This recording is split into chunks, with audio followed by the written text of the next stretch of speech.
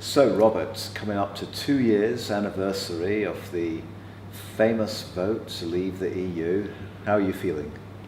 Well, it's quite interesting, Neil, because it's very much like the football, like what they say about the current World Cup at the moment. It's a game of two halves, and I think there really is two halves involved in this debate that we've had for now nearly 2 years since the referendum on the 23rd of June 2016. You've got one half, which is the reality, which is the public perceptions, which is most people now just want us to get on with Brexit. People talk about the 48%.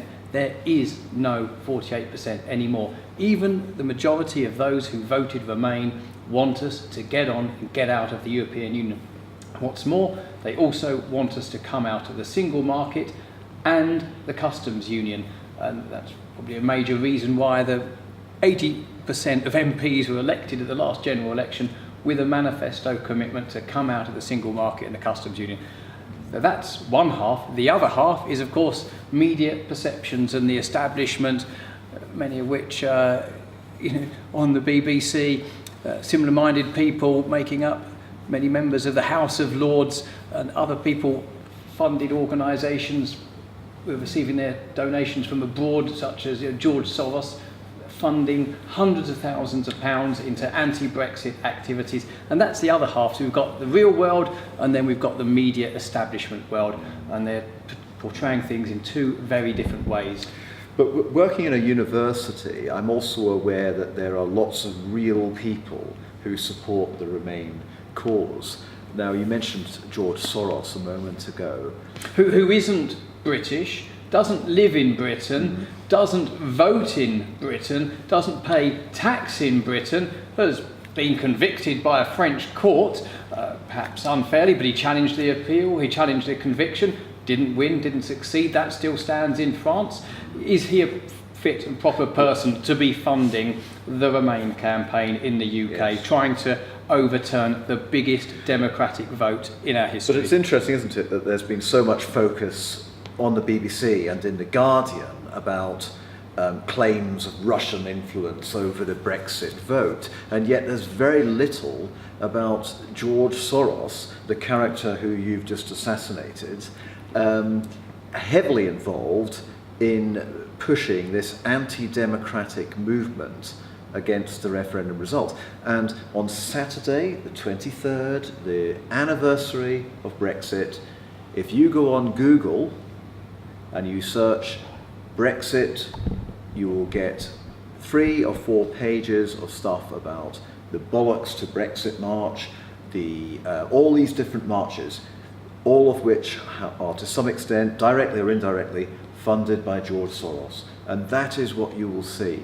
So ordinary people going on Google, looking up Brexit, will easily come to the conclusion that there is a massive momentum against Brexit, a massive momentum to overturn the decision that was made, the wrong decision that was made on the 23rd of June 2016. Well, this is all part of a strategy of the establishment. When I talk about the establishment, we've got the big social media companies, and as Mark Zuckerberg said in his Senate inquiry, Silicon Valley is an extremely left-wing place. Of course, it's not a matter of left or right, but there is an attitude there where they're pushing an agenda, and I really think it is easier for some people, particularly Remain sides, pushing a particular line to get more coverage. And really, these marches on the 23rd of June, I really don't think that's appropriate when they're anti-Brexit marches. It's our big day. It's our day where politicians had called for it to be a bank holiday. Of course, it's a Saturday this year, but it's our special time when we won the referendum, something we'd campaigned for many years, and against the odds, the British people voted to leave. And it wasn't just a majority of the British people that voted to leave, it was also, if you had to break it down into constituencies, about 408 constituencies voted to leave the European Union. If this was a general election, that would be the biggest government, majority in quite some considerable time, perhaps going back to 1906, when the Liberals won on a free trade mandate. So really, this is there is manipulation of the media, there is manipulation of social media against us, and the politicians will be pumping, certain politicians will be pumping out anti-Brexit lines, and some people are just happy to go along with that. And when we have good news about unemployment falling, about foreign direct investment up, exports up, manufacturing up, positive things, it's all despite Brexit. We really do have it up against us, but despite that, the opinion polls show most opinion polls show most people want to get on with this. Yes, but Saturday, I think, is a big day. It's been taken as an opportunity, a major opportunity, by the Remain side to show the strength of opinion against Brexit, to show all these shiny, happy people with their faces painted in blue and yellow stars. I think they're very glum people, really. But it's an opportunity. Now, we know that there's going to be some people marching for the other side, for our side. How do you see that going on Saturday? Because this is all going to converge in central London at Westminster. Well, what we need is people who are passionate about leave, who want the result respected, who want their democratic vote respected, as we were told would happen, that this would be our say and our final say on the issue. Really, what we need is many people to turn out and to fly the flag. They'll be waving their EU flags. We need to fly our union flags, the flag of our country, a great symbol that's been behind this country. Are you worried that the turnout of the pro-Brexit side will be small and be made to look like evidence that this is a minority against a majority that wants to overturn the decision? Well, worse still is that they wouldn't even show there's pro-Brexit. I can imagine various media, the BBC, they'll have any kind of demonstration that represents some politically correct cause, but if there's a pro-Brexit march, for instance, or something that's vaguely patriotic or something the establishment doesn't want us to be doing, then of course we know it will get no coverage unless, of course, there's some bad news on the day. So tell me then, how is it that despite this control of Google and what many suspect is government control, colluding with the tech giants to make sure that information about things like rallies isn't getting out, how is it that people are turning up anyway? What's going on there? Where are people getting the information from? Well, there's word of mouth. People are talking about these things. I mean, I've been stopped in the street, asked about this with people I know that just are not afraid to talk out and are willing to make their views known. And then people realise other people are thinking the same way. And there is some ways on social media that we can get it out to our contacts. Although I really do think there is a degree of not necessarily suppression, but actually not giving things a fair crack of the whip, not giving as much publicity to one side as they would another. So what advice can we give to people who are sitting at home, they want to know what's going on with Brexit, they might be interested in taking part in something on Saturday, for example. How do they get the information? What would you advise? Well, of course we've got to stick with the normal platforms of Facebook, Twitter, but there's other ways. Contact your friends on WhatsApp, for instance, which is, of course, owned by Facebook, but it's so we're told it's not heavily regulated at all. There's other ways to do this, but what we need to remember is that the fact that these marches are still happening and the fact that public opinion is going against what an establishment wants us to think shows people are really quite fed up with the line that's being pushed, and they've now become very suspicious. People are also very savvy. I think they know when a line is being pushed and the government is trying to make us think a certain way. Of course, people are reacting against that, and they're saying no. And that's a perfectly natural aspect of human nature. Sure. And the best example of that, I think, is with the case of Tommy Robinson, the activist who was jailed recently, causing an outcry. It's been very much suppressed by the mainstream media, probably with some amount of control from the government. It certainly was. It wasn't even reported. Well, there was a D notice. Initially, there was a D notice, which you can't blame newspapers for not reporting when there's a D notice, because by law they have to follow that. But the D notice was rescinded a few days afterwards. But since then, well, 3 weeks now, the newspapers are still refusing to cover this massive story. And despite this lack of coverage, 20,000 people turned up at Whitehall on the 9th of June for a demonstration, and there's another one planned on the 14th of July. So how do these 20,000 people get to know? So they're not able to find out about things through Google search. Things like YouTube videos are being suppressed. So is it that Facebook and Twitter are not being controlled in the same way that other social media are?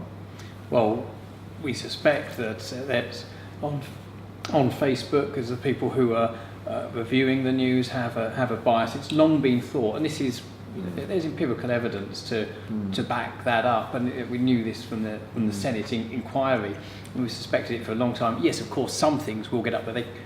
They can't suppress everything, and so a lot of this is being spread, but it's not being given a fair crack at the whip. But that's a fine example. One may agree or not with Tommy Robinson and the stance he's took, or his jailing. People may have different views on that, and they're entitled to their opinion. Sure. But what the government isn't entitled to do, in my opinion, is to suppress debate, to put out D notices, and act in a way when this information is all being shared. People know about it, yet the mainstream media can't talk about it.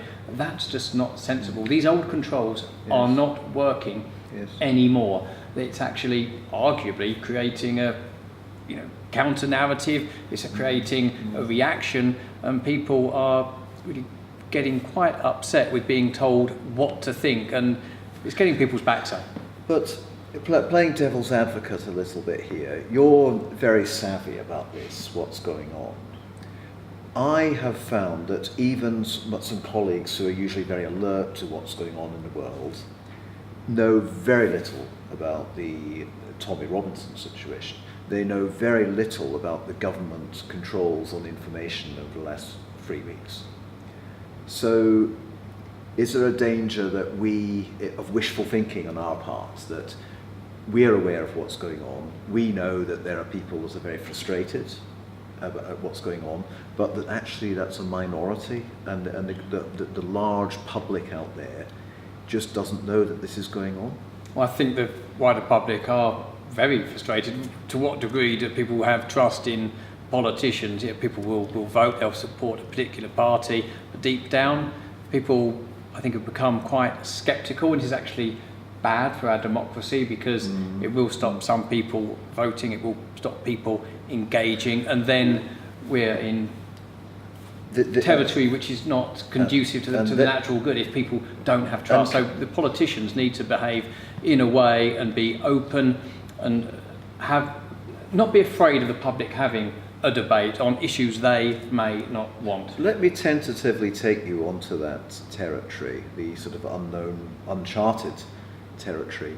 If the government goes for a fudge on Brexit, which actually is Brexit in name only, what's almost happening at the moment? What do you think will be the reaction? Do you think that the public have just been bowed into submission and will just accept this, that this is a reality, that the establishment will not let us leave and the EU won't give us any sort of terms, so that this is the only way to go? Or B, do you think there will be a more assertive reaction to the deprivation of our 17.4 million mandate? Well, when we had those 17.4 million people vote nearly 2 years ago now, it engaged people who hadn't voted before, who didn't want to be involved in the political process, who turned out and voted to leave. Yes. These people have been disparaged. They're told that they're not educated, that they're from backgrounds that are less socially socially disadvantaged, as if somehow that rules out the having a vote. You know, people who would have voted Labour before Labour abandoned the working man and pursued Islington or Highbury, Hampstead type politics. It would be a grave mistake to ignore those people, because I think many of these people are angry, they are distrustful of the political system, and to have promises, to have MPs elected on mandates of having referenda, or having a referendum on the European Union, saying that this result would be the final say, they would respect the result. The government putting out literature saying this is your say, it's final say, we will implement whatever you say, then having another election shortly afterwards, even though of course most MPs, the vast majority of MPs and the House of Lords had voted to give the government the power to take us out of the EU under Article 50, and then have an election afterwards where they're on a mandate of taking us out of the European Union, of taking us out of the single market and the customs union. To then ignore that is, on one level, it's illogical, on another, it's deeply dishonest and a betrayal of their own promises, let alone of the democratic mandate. And this will create anger, and it would be a grave mistake for the public to be ignored on this issue. Trust in politics, I believe, is no doubt at an all-time low. It's been damaged by people like Tony Blair, another prominent Remainer who's been working very hard to overturn Brexit, as if he's ever worked hard. But this would be a mistake if they stand in the way. But let me paint a picture. Sunday, the newspapers come out, and there's been these huge rallies, very colourful affairs in central London by the Soros-funded Remain side. Yeah. Theresa May knows she's up against it with the House of Lords and with the House of Commons. She seems to be very much immersed in this kind of civil service outlook, the Ollie Robbins and that sort of thing that's going on. The people she's comfortable with, and naturally she herself being a Remainer. Now, you talk about grave consequences. If I'm Theresa May, I don't really see any grave consequences coming from the Brexit side. Sure, you've got some people like Jacob Rees-Mogg making a noise, but it seems like all the consequences, all threats are coming from the Remain side. So when you talk about grave consequences, what do you mean? Do you just mean a generalised loss of trust with politicians, or do you mean something more than that?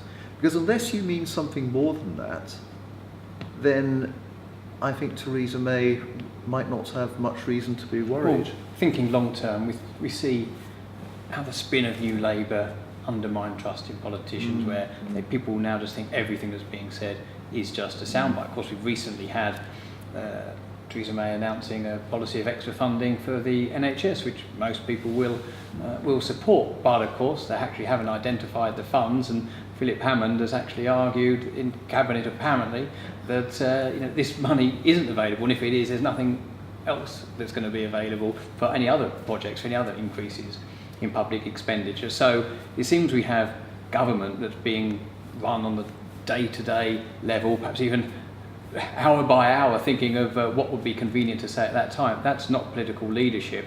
And if we ruin trust in politics, then no doubt there would be consequences, not today, not tomorrow, but several years down the line. People will certainly not turn out to vote. People will think that politicians can't be relied upon, that politics through our elected representatives isn't a way of creating change, and then perhaps people will explore other ways, less ones that don't rely so much on building consensus and want to push their political agenda via not necessarily via more forthful means, and that's got to be regretful. And we need to engage people and respect their votes, no matter what background they came from, or even if they voted the wrong way on Europe. Just to liven this up a bit, my observation is that social media is alive with people talking about revolt, rebellion, even riots, if Brexit is turned down, if Brexit is denied.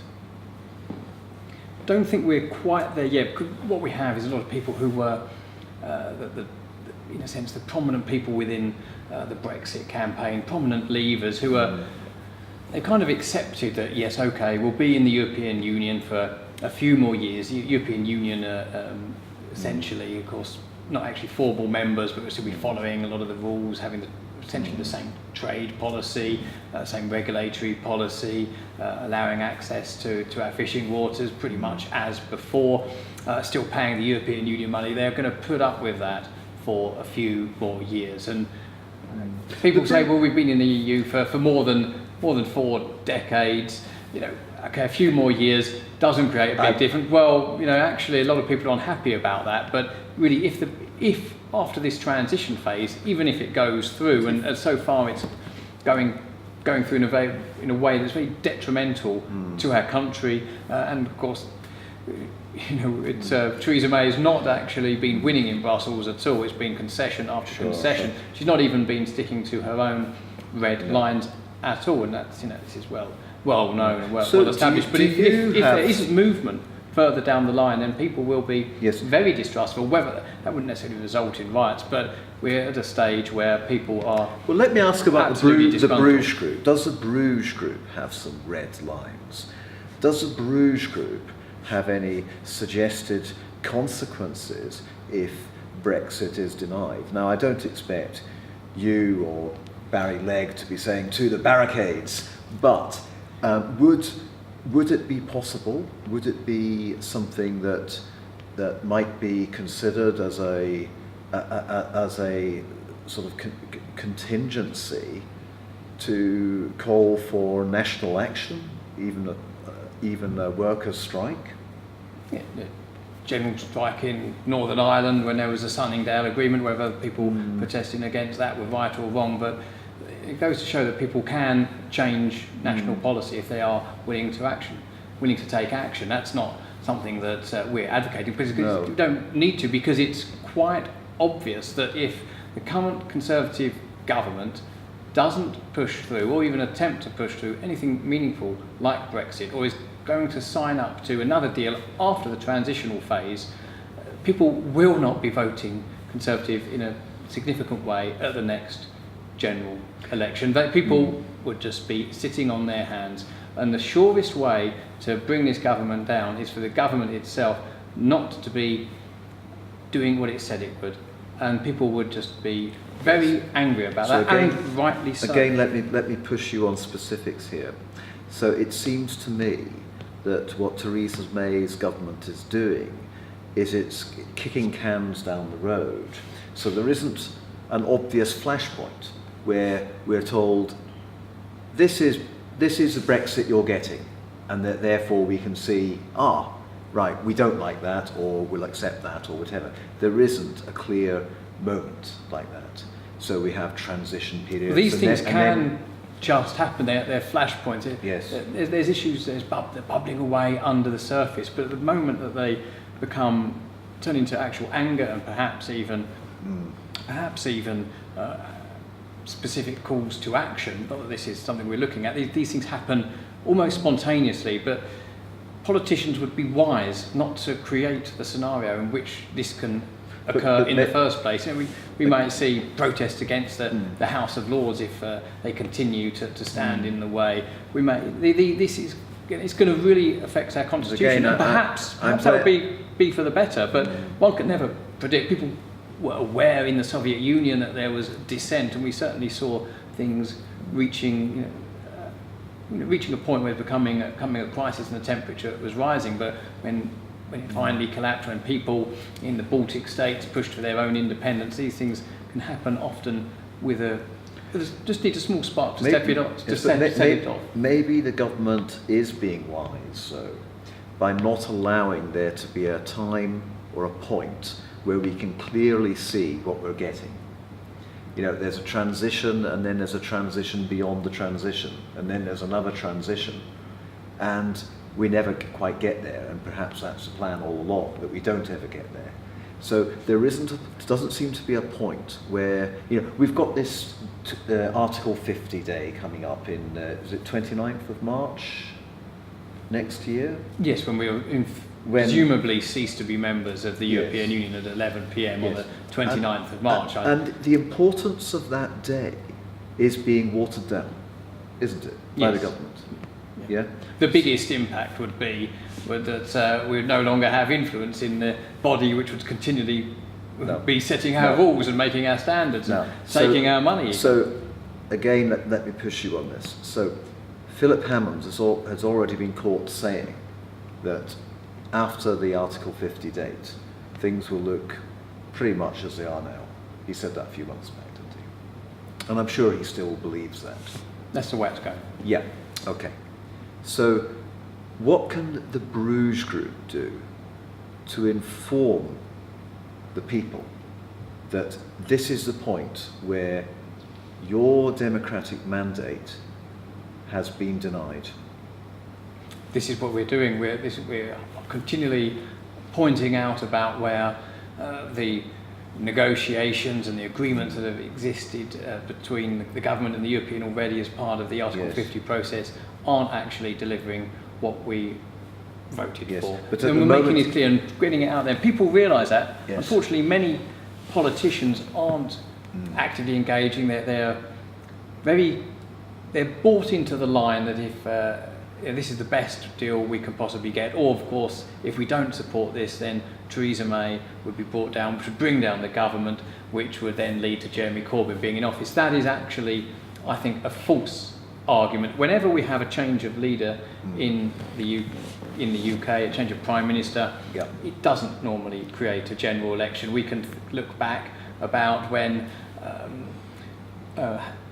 Anthony Eden was replaced by Harold Macmillan, didn't create an election. When Harold Macmillan was replaced by Yes. Earl Douglas Hume, it didn't create an election. When Harold Wilson was replaced by Callaghan, didn't immediately create an election.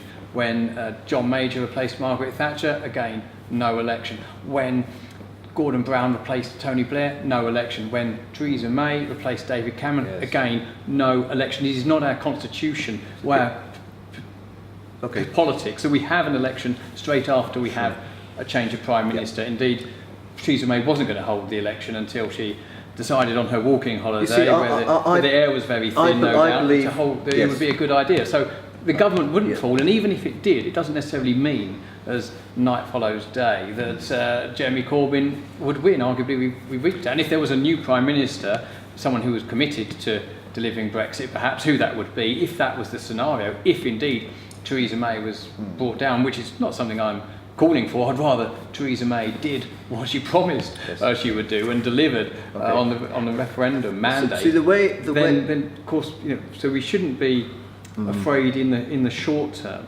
about these things. We shouldn't buy into these arguments. We should be demanding what we voted for Yes. and what the majority of the public, I'm still sure, actually support, and what the MPs stood for in the 2017 general election. 80% Yes. had that I mandate, think- Labour and Conservative. Yes. And even So- the Liberal Democrats, whose idea it was to have a referendum in the first place, they were the ones who invented this idea back during the debate of the Lisbon Treaty. They wanted a referendum, and But in let- that let- referendum, let- like let's you try and- mentioned, they've got to be held to account. And we are letting people know that Yes. people are being hoodwinked so far, and we'll let the public know about this. We are doing so. A lot of public are willing to take it for a little bit of Well, time, but there'll my come a advice- point when they won't. Shall I give you my advice on this, right? Complexity is quite apparent in the Brexit process, so it's never going to be easy, right? But my advice would be that we need to separate process from outcome.